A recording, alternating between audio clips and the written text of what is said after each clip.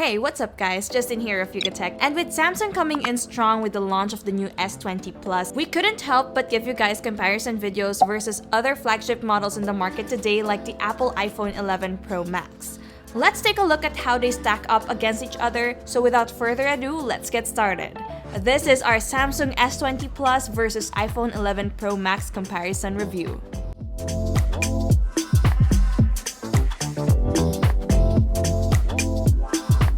Starting off with design, the S20 Plus gets the same metal frame cladded in 2.5D curved glass, their new centralized punch hole design, and the rectangular rear camera module that can be found on all S20 variants. Meanwhile, the iPhone 11 Pro Max has a stainless steel frame as well as a notched display with an all-glass design at the back of the phone.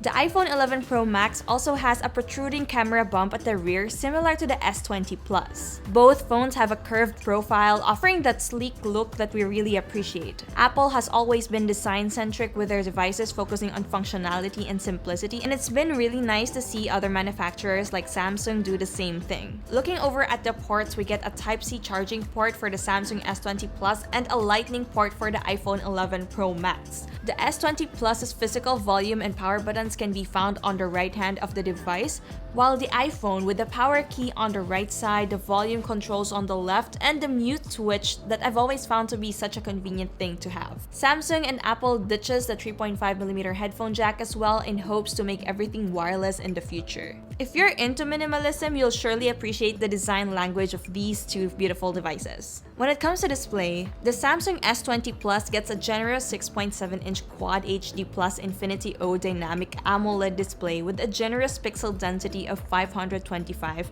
and a smooth refresh rate of 120Hz, while the iPhone 11 Pro Max has a 6.5-inch Super Retina OLED capacitive touchscreen with a smaller pixel density of 458 and a lower refresh rate of 60Hz. Under the hood of these beasts are two different kinds of chipsets. The S20 Plus is powered by a Snapdragon 865 or Exynos 990 depending on your region, while the iPhone packs Apple's very own A13 Bionic chip, which was actually already 50% more powerful than last year's Snapdragon 855. Nonetheless, expect smooth power delivery from these two workhorses. Moving over to RAM and storage, depending on the variant you choose, the Samsung S20 Plus gets either 8GB of RAM paired with 128GB of internal storage, or a massive 12GB of RAM with the choice of having 256GB or 512GB of internal storage. While the Apple iPhone 11 Pro Max comes with 4GB of RAM and a starting internal storage of 64GB up to 512GB as well. And as for SIM cards and expandable storage, the Samsung S20 Plus has a hybrid SIM tray capable of either dual SIM or a single SIM plus a micro SD card. The primary SIM is now 5G ready and storage can be expanded up to a whopping 1TB. The iPhone 11 Pro Max on the other hand also supports dual SIM, but both SIM slots are only 4G supported. And of course, with Apple being Apple, we'll have to rely on internal memory as they don't support expandable storage.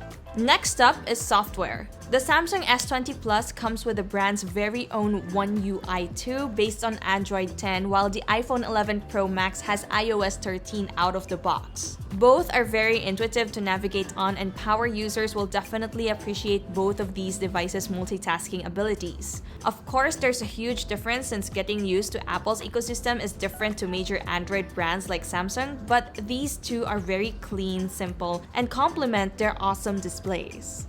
Now, when it comes to cameras, both these devices perform exceptionally well, and for good reason.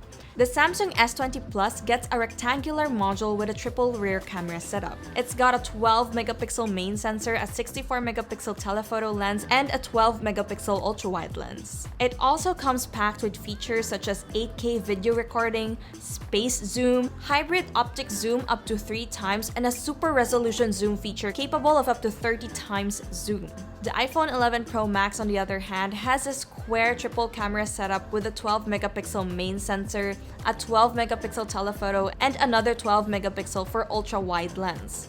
When it comes to taking shots, the Pro Max is one of the most reputable camera phones out there today with a DxO Mark score of 117, which is one of the highest scores of 2019. We have yet to see a DxO mark for the Samsung S20 Plus, but it should have a promising score as well. Now let's talk about security. The Samsung S20 Plus comes with an in-display ultrasonic fingerprint sensor that was also seen on the S10 series, which has been hailed to be a more secure way of unlocking your device versus its optical sensor counterpart.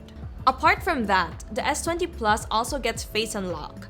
Apple ditched their Touch ID fingerprint scanner since they came out with the iPhone 10 and now solely use Face ID to be able to unlock your phone. I still prefer having a fingerprint scanner though, whether it's in display or not, but props to Apple for having such great facial recognition capabilities. As for battery capacity, the Samsung S20 Plus gets a pretty good battery capacity of 4,500 mAh, which can last you up to 2 days with minimal use and 1 full day with medium to heavy usage. It also comes with a 25-watt fast charger out of the box. Meanwhile, the iPhone 11 Pro Max has a 3,969 mAh battery. We also get a good battery life, but the extra 500 mAh on the S20 Plus can definitely go a long way. Apart from that, the Samsung S20 Plus also gets fast wireless charging 2.0, which lets you charge your phone wirelessly up to 15 watts and also has reverse charging of up to 9 watts. While the iPhone 11 Pro's wireless charging speeds are up to 7 watts only and no official news for bilateral reverse charging. Now, as for the price of these two phones, the Samsung S20 Plus has a starting price of 55,990 pesos for the lowest variant and is available in Cosmic Gray, Cosmic Black, and if you have it pre-ordered, you can even get it in Cloud Blue. While the Apple iPhone 11 Pro Max will run you 73,990 pesos for the 64GB variant, up to 95,990 pesos for the 512GB one, and is available in Space Gray, Silver, Midnight Green, and Gold. Now, we've always admired the build quality of Apple and their products, and the iPhone 11 Pro Max is no exception. Here's the thing. If you've got an Apple ecosystem at home or in the office, we think having an iPhone would make a lot of sense. Given the fact that Apple devices just really work well together, from syncing your Apple Watch with a tap of your finger or sharing a large file across the office through AirDrop, but we're gonna admit it. In exchange for all those premium features, it does come with a jaw-dropping price. And if that's not your thing, the Samsung S20 Plus offers superior build quality at a substantially lower price, which is something to always consider. I mean, with that high-quality camera, the bigger battery capacity, and a higher fast charging rate, having this phone on your wish list should be a no-brainer. And there you have it, guys. So what do you think? Are you Team Samsung or Team Apple? Let us know in the comments below. Don't forget to like, subscribe, hit that bell icon, and be sure to check out YugaTech.com for the latest tech news and reviews. Once again, this is Justin, and I'll catch you soon!